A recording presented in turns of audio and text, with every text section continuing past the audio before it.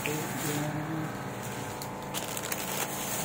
Canada na order.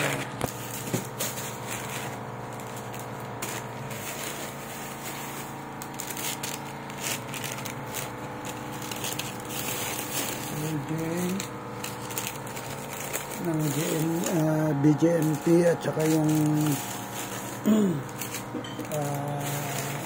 imigrante. Ito yung order nila. Yan. So, i-deliver lang mamaya. Nagmamadali pa, kulang pa ako. So, pilong yung chicken. Ito chicken to. So, luluto pa kasi ito, yung do papatubuin pa muna na 20 to 30 minutes. So, yan. Assistant mo na